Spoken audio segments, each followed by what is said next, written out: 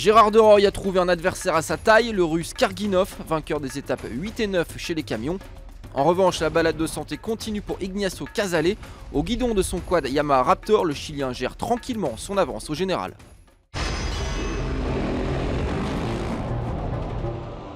Au volant de son Iveco, Gérard de Rooij voit fondre son avance comme neige au soleil, la faute à Andriy Karginov, le russe de Kamaz qui monte en puissance au fil des étapes et qui met la pression sur le néerlandais.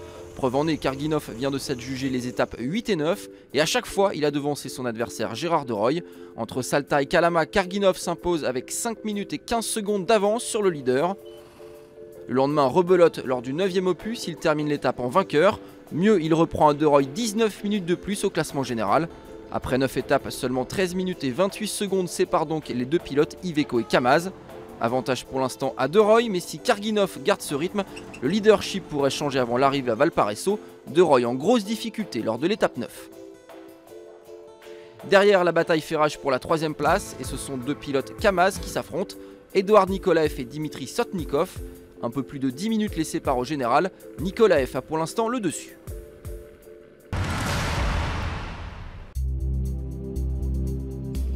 Autre mastodonte croisé lors de ce Dakar 2014, encore plus gros, encore plus imposant que les camions engagés, les engins chargés de remonter les prises faites dans les mines de Chuquicamata.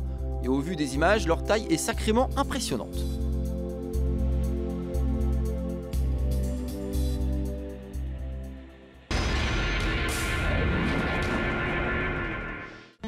Chez les quads, un homme domine les débats au guidon de son quad Yamaha, Ignacio Casale, le pilote à battre depuis le début de ce Dakar.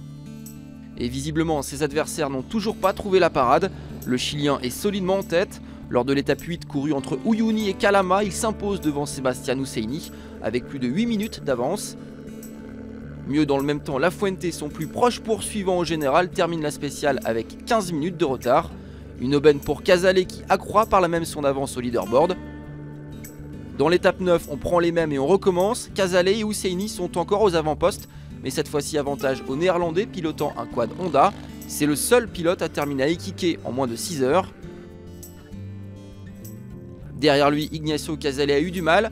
Avec près de 25 minutes de retard à l'arrivée, le Chilien a vécu une étape compliquée dans les dunes d'Iquique. Mais au général, pas de changement, Casale est toujours leader avec 22 minutes et 39 secondes d'avance sur La Fuente. Troisième à Rafalsonic, le Polonais un peu plus en retrait dans cette seconde semaine.